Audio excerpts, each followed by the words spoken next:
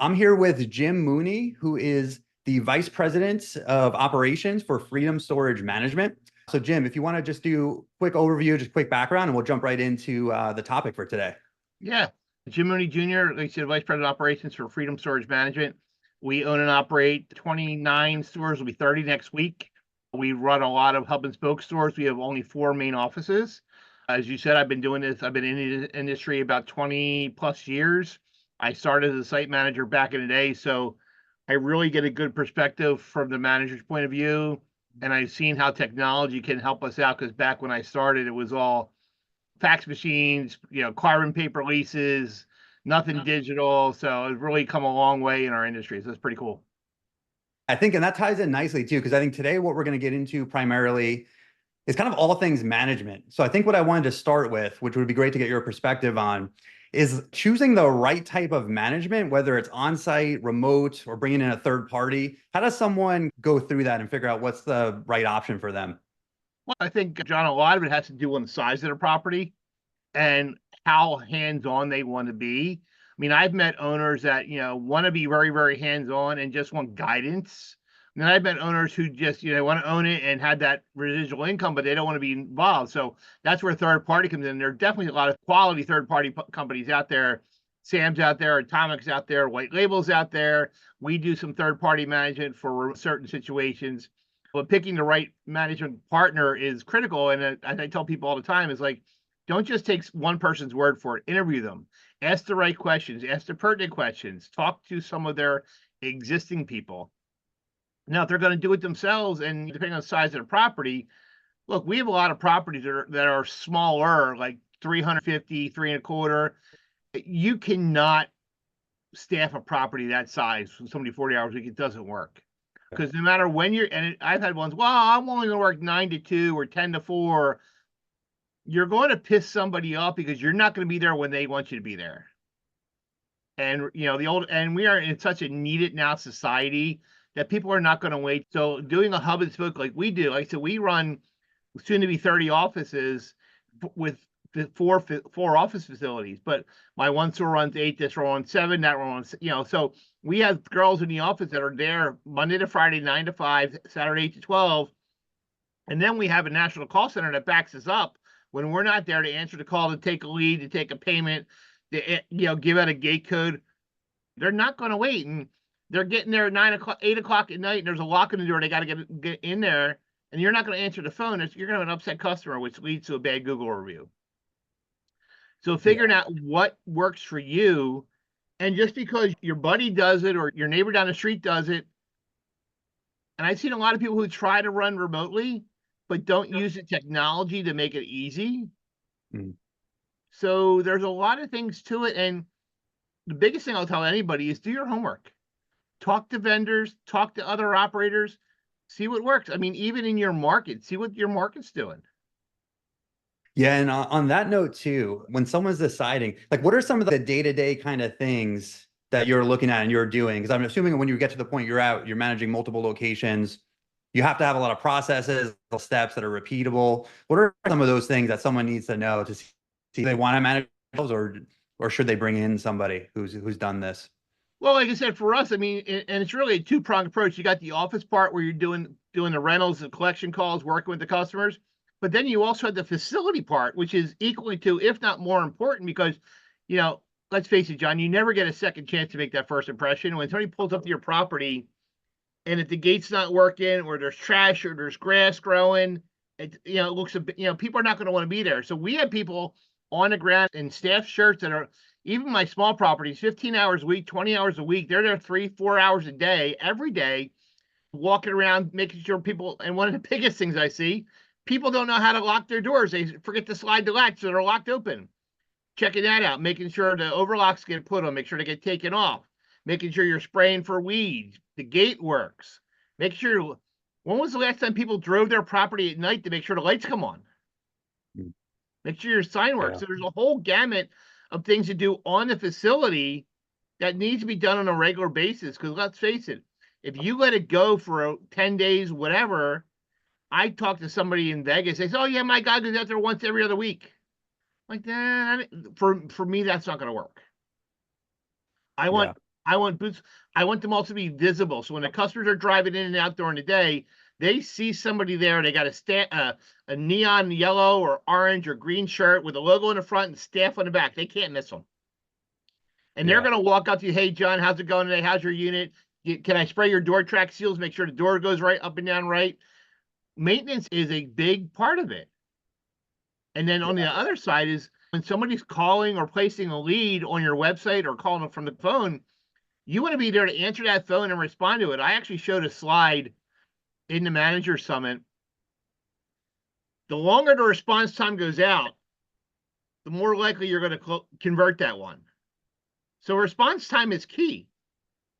I don't know if you're aware, we were talking about this, and Google reviews are right. Google rules the world. Everybody's got to do Google reviews.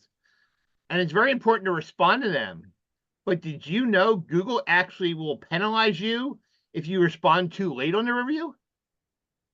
Yeah, and that's something I think when I look at facilities, a lot of them do not respond to the reviews at all. Even like negative ones, obviously you want to address, try to make it right the best you can. There's only so much you can do, but sometimes you can, by responding, you can actually get them to take it down. And even the positive ones, though, I think that's where a lot of people miss. They just see a positive review come in and they're like, okay, I'm good. I don't need to do anything. But that activity is important now. We have somebody in our organization that responds to every review and usually within the 24-hour period.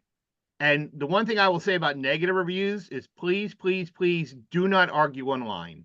Take it offline. John, I'm sorry you had a bad experience. Please reach out to me at this email address with a good time. I can call you directly.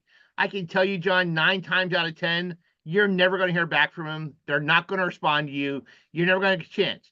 But by you showing the public you want to help them see what the issue was, goes a long way.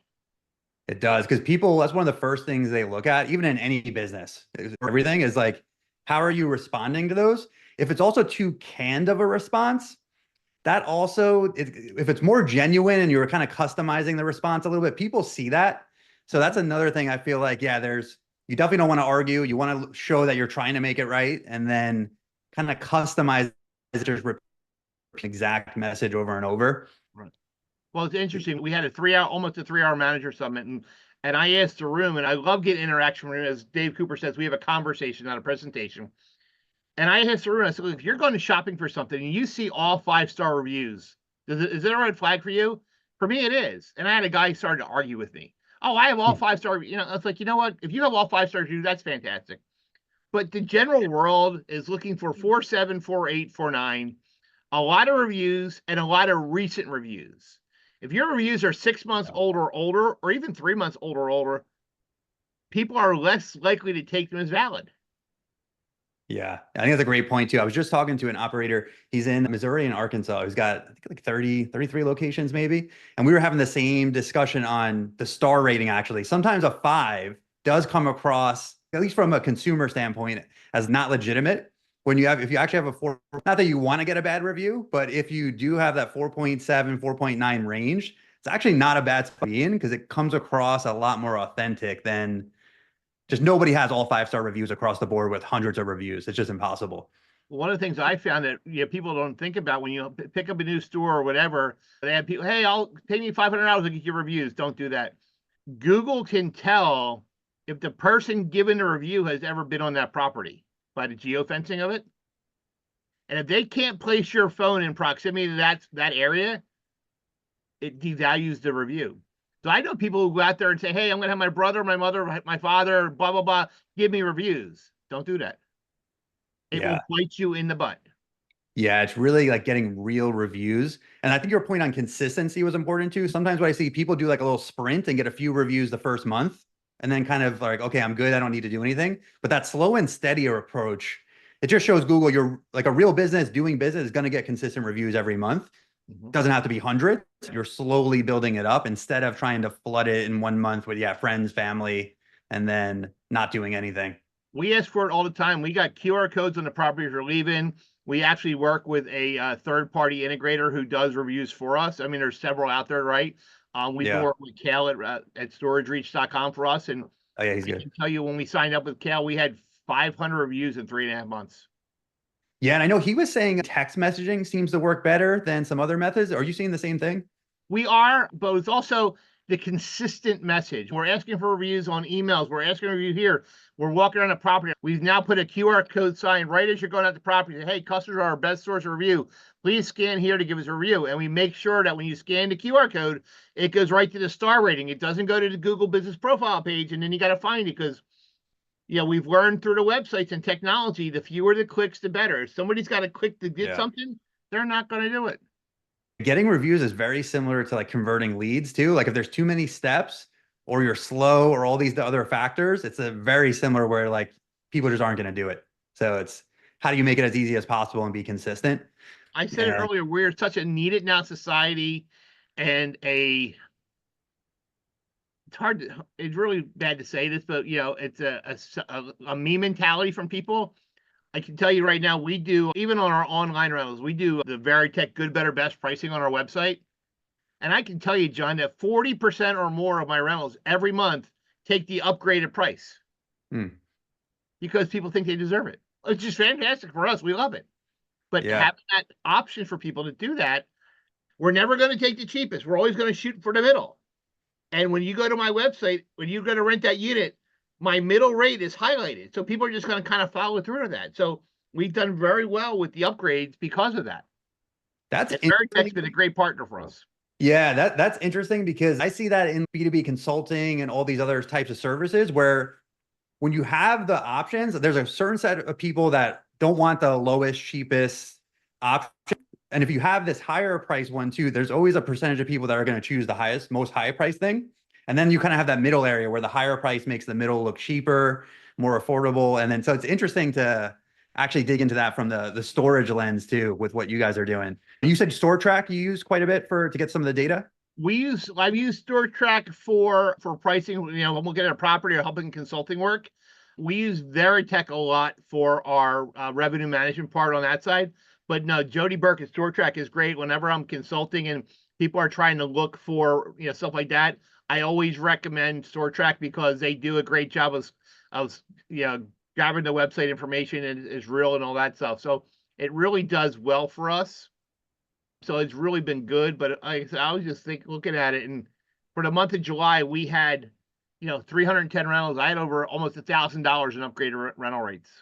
Oh, that's awesome. Yeah, and I got to check out your website how you're laying that out too. The other interesting part on our website is, you know, everybody's offering protection or insurance plans, whether it's a protection plan or insurance plan. And when I teach, consult, train people, we never want to start with the lowest rate because if John, hey, you have to have some kind of coverage. You know, our base model is $2,500 and you squawk. I got nowhere to go. Yeah. But hey, John, everybody's got to have some kind of coverage. We recommend a $3,500 policy for $13, $17 a month. And you squawk, okay, John, well, you need to have something. My base model is $2,500 for 13. Okay, I'll take that. But if I start at the base model and you squawk, I got nowhere to go. Yeah, and then you could that mentality. Yeah, you can get that incremental revenue, or you could even keep wholesale, or maybe if it's with all those other they just don't rent with you if you start out too high and you have nowhere to go. So from January 1st to June 30th, so 6 months of the year, we had 1,900 rentals, right? My upgraded rental rates were $7,443.30. So we're getting the upgrades, and we're still seeing a good number of upgraded insurance plans. I mean, I like options. I don't want to sell just one thing, but options, you give people a choice and you kind of set it up strategically where the one you want's in the middle, and then they got lower or upper. You're going to have people go both ways. But the people who take the middle ground or the better one, they think they're getting a deal, and they are.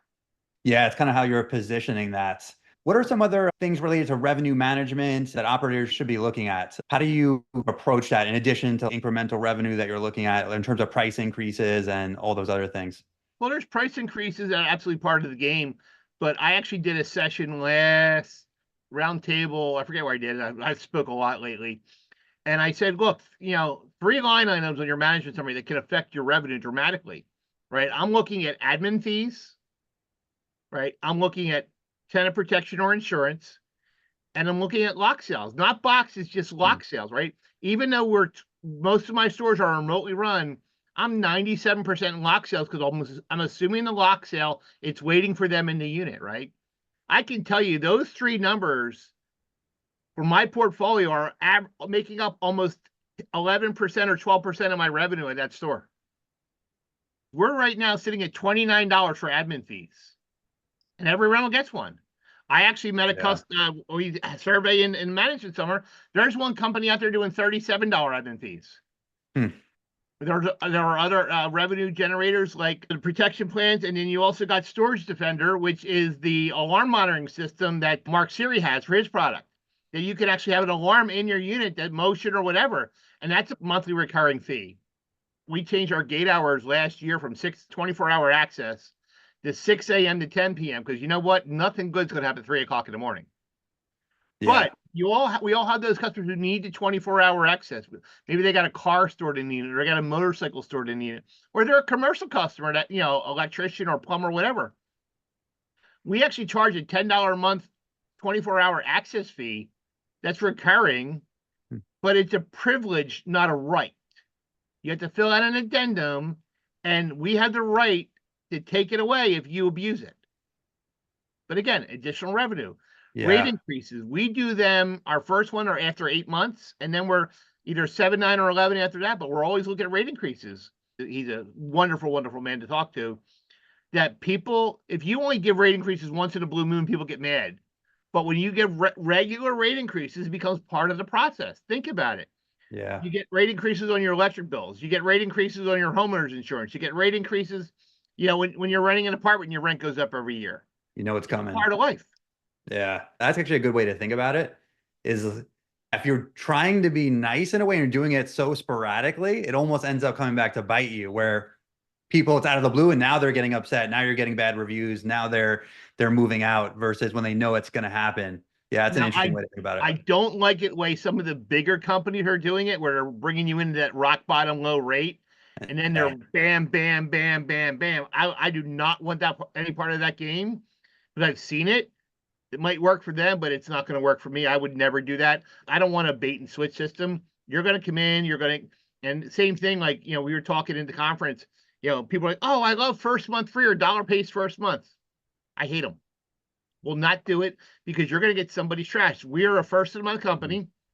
So if you moved in today, which is the 11th of September, you're going to pour it in, you're going to pay your admin fee, you're going to pay for your lock, and then you're going to get, October half price and maybe November half price. And the thing we also build into our lease is, if you don't pay your bill on time, you lose your discount. Because why am I going to give you a discount if you can't pay your bill on time? Yeah, I like that. That's a good way to incentivize getting the payments on time. And then also you're sort of even doing a rate increase there on this kind of on the tenant side. And I mean, every month we have, not a lot, but every month we got people that, don't pay. And look, by the time they're going to get a late fee from us, they've got, if they're not on auto pay, they're going to get an invoice before they're due, 6 days before they're due.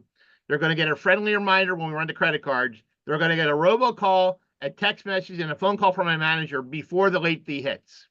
So John, you can't come to me and say, hey, I forgot to pay my bill. Can you waive that? Nope. We're not waiving it. Yeah, you have the reminders, you have the trail of all the information. So you said it earlier, having processes in place and sticking to them, treating everybody the same, to avoid the isms. Don't get caught in any of it. But if you have your policy set up that they're going to get an invoice, they're going to get a friendly reminder when the credit card's run, they're going to get this, or by the time that late fee hits, they've had at least 4 or 5 contacts. That's why the process and SOPs are so important. Even if you're not managing 30, 40 locations, even if you have 1 or 2 locations, just having a repeatable system that you can rely on and utilize, and it's going to help you scale if you want to do that. But even if you're running only 1 or 2 and you don't have plans on growing a massive portfolio, it's just going to make everything easier and more efficient and repeatable. Well, I don't know if you know Max Vaulton. Max owns and operates Gate 5 self-storage in Augusta, Georgia. And I first met Max a couple of years ago, and he goes, oh, I'm just a mom and pop guy. I said, no, you're not. And he spoke with me at a conference. He's become a really good friend. He got, a great individual to know.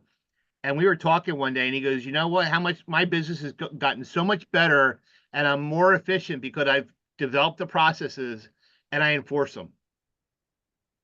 people know the rules, and and all becomes from the get-go when you set it up. This is what you set the expectation up front. And we were at a conference last year, and I don't know if you know Jeff. I'm sure you know Jeff Greenberger, right? Yeah. Jeff has words you never ever want to hear, and one of his is grace period. Because in certain states, if you tell somebody they got a grace period before they pay their bill, that could dramatically affect your lien process. Rent's due on or before the 1st without demand, and after that, you are considered late. Stop. We don't say, oh, because if I tell you, John, hey, the late fee don't go on until day 6 or day 10 or whenever it goes on, and you come in on day 7, well, I'm only 1 day late. No, you're 7 days late. But they got that mentality.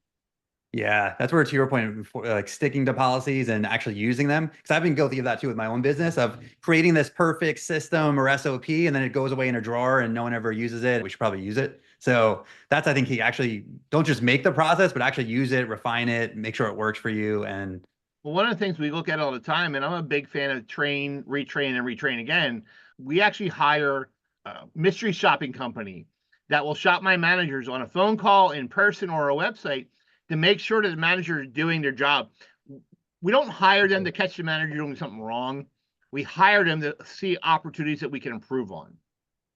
And I can tell you one of the biggest ones for me, John, is if we have a store shopped and the lead does not get placed in our software and we use SiteLink, the score is an automatic 0. Because think about how much money, what's your average, if you ask a manager or an owner, what's your average length of stay? A lot of them don't know. What is the lifetime value of your customer? They don't know. So when the phone rings and they miss it, it's one phone call. But if you know that phone call is worth $2,800 to your property every time it rings, you're going to have a different mentality on it. Yeah, you're going to answer, you're going to follow up, you're going to, be responsive, because it's easy to let these leads just drift away. And as soon as, like you said earlier too, the response time, and if you don't answer, they're going to go to someone else. There's no reason they're going to wait to call you back, or if you're not following up or really being responsive. My wife tells me all the time, we'll be somewhere and I'll just randomly pop in. And I will give everybody my name and my cell phone number.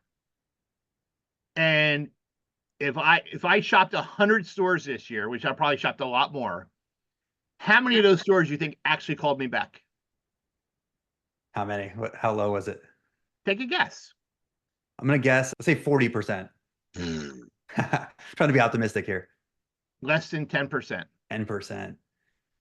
Yeah, so and the nice thing in a way about that is, if that's who your competition is in your area, if you can do those little things right, one, you're going to be more effective, and all the marketing you're doing and all the money you're spending there is not going to go to waste. Because if you're driving all these leads, you're getting traffic to your website, but you're not responding, you're basically just wasting all the marketing money plus whatever the other costs are for acquiring the customer.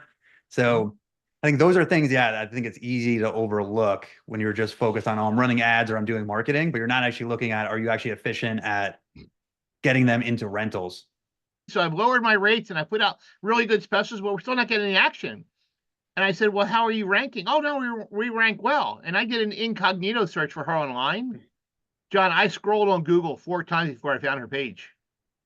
Yeah, and that's way more common than you would think. Like, the problem is people, and I just did a job in Georgia where the owner said didn't even know how to do an incognito search. And when we started looking, he goes, I'm not getting any website traffic. Well, you're not getting website traffic because they can't find it. Well, no, I have a really nice website. Yes, you do. But if people can't find you, they're not going to rent for you. And what a lot of people, I think, were running into, where when things were easier, like you could just throw up a website, have a Google business profile, and you're ranking in the top 2 in your market. Now it's very hard for that to happen unless you're in some market where there's no one else in, which you're not going to run into. If you have any level of competition, to at least get kind of that base level of SEO work in to actually get the traffic to the website that you're investing in. One thing that I asked, I was just talking to Shannon from XPS and Sherry Miller from XPS, and one of the things that drives me nuts is people sign up for these vendor relationships, call centers or websites or softwares, and then they never hear from them again. They don't know how it's working. This is a true partnership with your vendor. You need to feed them data back as much as they're giving you, because you know what's going on in the Kansas City or Austin or North Carolina. They don't necessarily know your area. They're relying on you to give you good local markets, local this, local that. and the work, make it work. I can tell you that I'm probably a pain in the butt with my vendors because I am very analytical, but I hold them accountable for what they're doing for me. That's really key because it's not set it and forget it. Like you bring in this third party or vendor, even if they're good at what they do, you still have to be involved to a degree to give the business insights that you have, but also to, yeah, keeps everyone accountable and everyone's on the same page. You have your own data you're looking at, they have stuff, and you come together almost like they're an extension of your team because it's such a core component of the business is marketing and getting leads. Like that's central. You don't want to just close your eyes and hope that someone's doing a good job for you. You really need to kind of, even if you don't know everything about it, just know enough so you can analyze it, give your opinion, and bring some of those business insights in. That's going to work much better than just trying to hire and not think about it again. Even at the conference, I was running into a gentleman, we were talking about SpareFoot, and everybody loves to hate SpareFoot. For me, it's a necessary evil. I got over 1,000 rentals from them last year. And you cannot convince me that if I'm not on their page, I'm going to get half of them. But again, with SpareFoot, making sure I'm doing everything I can to maximize, make sure all my units are listed right, make sure I got good reviews, make sure I'm looking, get a good closing percentage, make sure I get a good click-through rate. All of those things are important. And I can tell you, I know for a fact that my bid rate is lower than people that, they're bidding higher than me, but I'm ranking better than they are because I've got everything dialed in where they might not be doing something right. John, his lease wasn't even digitalized and it wasn't even his lease. So he had like 60 rentals with no leases. I'm like, and then we started looking, he had gotten 45 SpareFoot leads in a month and a half, never called one of them back. Well, SpareFoot's not going to push you and give you leads if you're not going to take care of the customer. Yeah, they obviously have me too. And if you're not going to do it, someone else will. So, and that's what the thing with SpareFoot too is like, if you know the metrics you were talking about earlier, how long customers are staying, your lifetime value, you could find that it's actually profitable to go through Spare. Maybe it's not if you analyze your own numbers, but maybe it is. So it's like really knowing those numbers will allow you to make the decisions on like what marketing is effective, what's an acceptable cost. One of my own stores, I had an owner at a third-party store. He was kind of complaining about SpareFoot. So I did an analysis for him. His ROI was 327%. Yeah, he probably didn't. It's just one of those things. You see the cost, you see the price you're paying, not necessarily the value or like the return you're actually getting. 327% ROI. What owner would want that? So the question is, why not do more of it instead of cutting it? Can you scale it and do more? And that's knowing those numbers is like kind of the only way you can actually do that. We talked about one of my consulting calls. We talked about tracking leads and importance of that. And I asked the guy who was doing all the pricing for the stores. I said, "How can you properly price your property when you don't have half the equation? You don't know how many leads you got. You don't have all these pieces. So looking at rate increases, looking at people moving in, moving out. If you don't have that data, how can you appropriately price? Well, I know what my competitor does. I'm like, you know what? I don't care what my competitor does because I'm gonna be higher than they are. I never want to be the cheapest price in town because when you are the cheapest, sometimes you might not get the best customer." Yeah. Yeah. And well, I heard an interesting quote. I don't know who said this quote, but I thought it was interesting. I want to get your perspective on it too for storage. Like, yeah, you normally don't want to be the cheapest option. And when I was even hearing too, like if you're not the cheapest, you should immediately figure out how do you become the most expensive? Because if you're just in the middle, it's kind of like there's no competitive advantage there. Like you're not cheaper, so that people that want cheap aren't going to go to you. And you're not premium either. So you're kind of this weird no man's land. I don't know if that fully applies to storage, but I thought that quote was interesting when I heard him say that. Well, if you don't think you're the best property in town, why aren't you? You don't have to be the newest Class A climate controlled 4-story building. You don't have to. But if you got good service, you got good rates, you got a clean property and a good product, good reviews, people will come to you. Yeah, and that's probably a good way to start thinking too, is like, yeah, how do you become the best facility in the area? Maybe you're not going to be the newest or the nicest, but you can lean into the customer service or things that the other competitors just aren't doing. So I think that's something probably a lot of people can really start thinking about too with their own locations. Like calling your lead back when they call you? Yeah, step one, let's start there. So on that note too, just one last thing while I have you here. We got into automation a little bit. Give me like a few more things. Like what should be people looking at there? Is there any like software tools you like? Any other things you think about personally when you're thinking about like, what can I automate and what shouldn't I automate? Well, I mean, from a perspective, we have robocalls going out with storage collections. We have text messages going out. We have the text message through recycling we can send ourselves, which is great. If you're mailing letters, there's mail services out there that will do everything for you. On the property side, I mean, whether you have a Nokia system on your property where all the doors are electronic, if you don't have Nokia and you're an older generation property, DaVinci locks work very, very well. So when you overlock or vacant units, they can take them off and drop in a Dropbox. A fantastic website that you can rent online, pay online, update information, all those things. A call center that can answer the phone when you're not there. Most call centers are 6 a.m. to 10 p.m. every day. They're going to answer the phone. They can take payments. They can take leads. They can answer questions, all those things for you. If there's a problem, they can call the manager. Good camera systems that you can see what's going on. Keypads on the property. It's a good keypad. I use Spider Door a lot because there's cellular bases on my remote areas. OpenText's got a good one. Sentinel's got a good one. Any PDK's got one that will give you reporting so you know who's coming and who's going on your property. Yeah. All that technology is there. It's available. And why aren't we using it? People are afraid to go. Some people have kiosks. Fine. They like them. But people are afraid to invest in technology some days. And I can tell you that we're selling locks at every property. We're not there. We have a lock waiting for you in the system as part of the rental process. What do you give it away for free? No, we charge for it. But it's You have all built the into the process. efficiency built in now with the processes, the tools you're using. Yeah. Yeah. Which is going to allow Actually, you to scale and grow a lot easier. we're now testing a new, I'm actually excited. We're testing a new one from Sparebox called Roffits, or a walkthrough tablet, that we can actually do walkthroughs and take pictures and upload right then and there. So it's going to be a faster, better digital walkthrough. So cool. we're actually going to be testing it very shortly here to see how that works. And I'm excited for that because if I can roll that across my stores and make that process better and smoother, just makes everything better. Yeah, I got to check that out. I haven't seen that yet. And how do you stay up to date on that? Are you just always kind of in the loop trying to figure out what the new things are that are coming out and new technology? Well, fortunately, John, I'm one of those guys that a lot of people in the industry know that I like tech and I like trying stuff, and I'm They'll not go to you. afraid to give them feedback on it. So a lot of times they find me, but again, it's a lot of Nice. times it's just being at the shows, being at the conferences, being on these networking events like our podcast with Jim Ross or the Pug Talk with Tommy and Melissa, and finding out what's out there. I mean, we go to conferences all the time. We're always reading the magazines, seeing what's out there.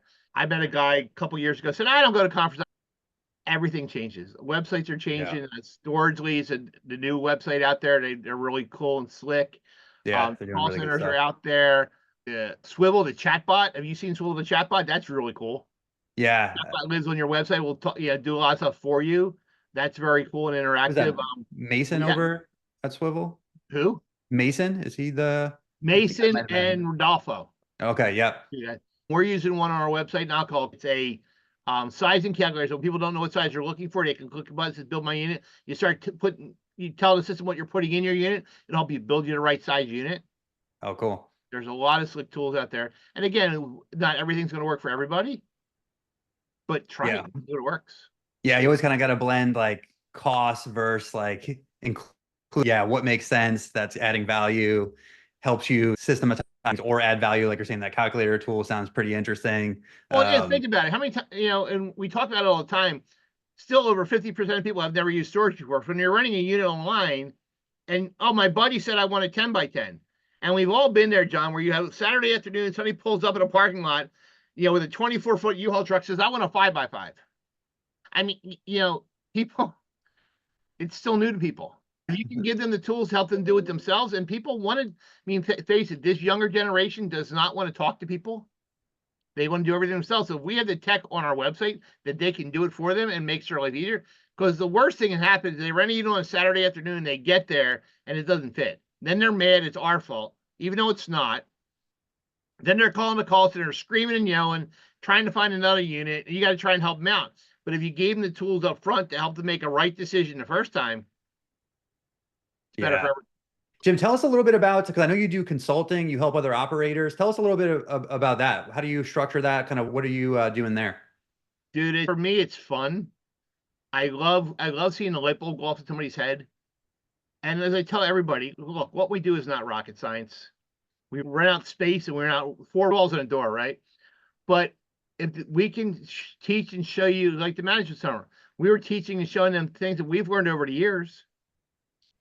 And I tell everybody all the time, like, I had one guy that I think he paid me like between my visit and all that. It was like, $6,500.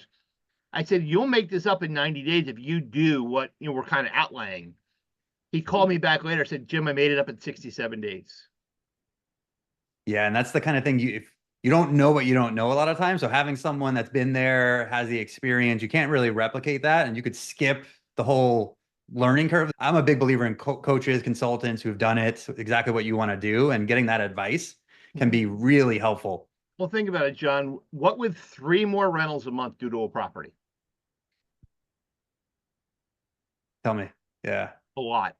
3 more rentals, 3 more admin fees, 3 more lock sales, 3 more insurance penetrations, and 3 and 3 and 3. So over a 12-month span, 36 more rentals. Yeah, you start multiplying that out. And we start saying the length of stay is 18 to 24 months, and their average length of stay is $2,000, say $2,000.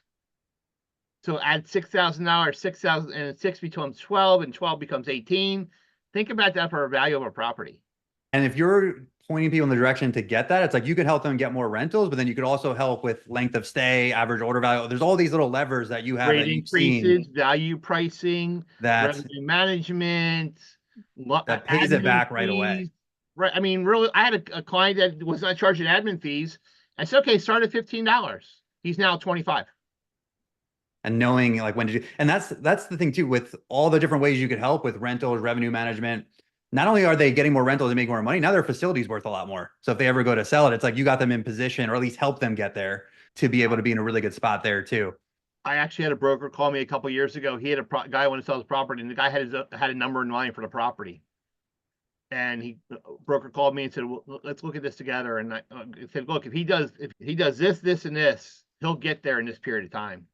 And so the guy hired me to come in, and 6 months later, he sold his property. So he got the number he wanted.